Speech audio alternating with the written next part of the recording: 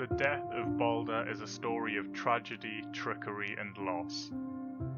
Baldur's death had huge implications in the world of Norse myth and was in fact the leading event of the apocalyptic Ragnarok. The story of course starts with Baldur, son to the All-Father Odin and sorceress Frigg. Baldur was a happy and joyful character, spreading delight and happiness to those around him. Everyone in the Nine Realms loved Baldur.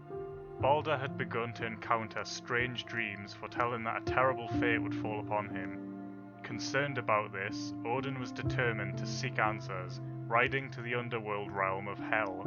Just like Odin's other perilous journeys, he disguised himself so that on his arrival to Hell he could not be recognized.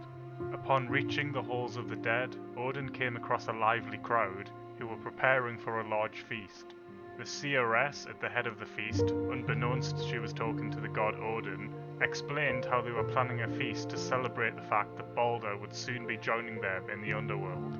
Odin had also learned of the fate that befell Baldur and rushed home to Asgard to consult with the other gods about what he had learned.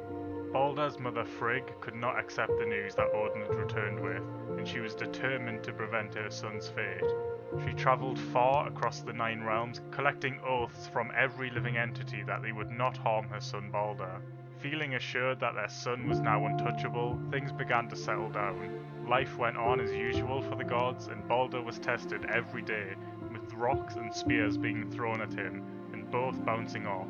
Baldur was invincible, but to the trickster god Loki, he was not. Disguising himself, Loki shared a conversation with Frigg, asking her if everything swore an oath to not harm the god. Frigg confirmed Loki's question, but revealed that she did not require an oath from mistletoe, as it was too small and weak, incapable of causing Baldur any harm. Upon learning this, Loki took off to gather some mistletoe and carved it into a sharp, deadly arrow. Returning to Asgard, where people were throwing things at Baldur once again, Loki hatched a plan.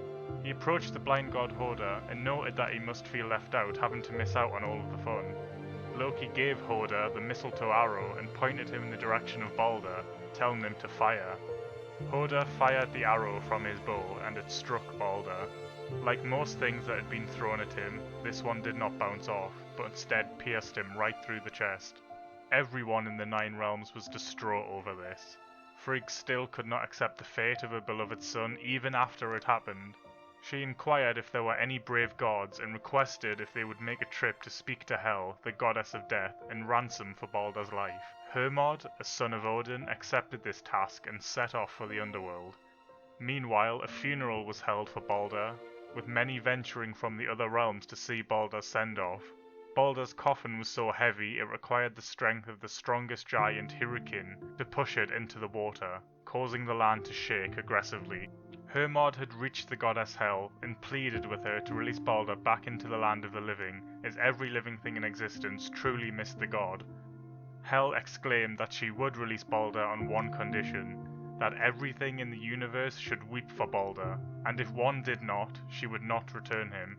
The gods sent messengers across the Nine Realms, and in return, every living thing in the universe wept for beloved Baldur, except for one, a giantess called Tok, a giantess that was Loki in disguise.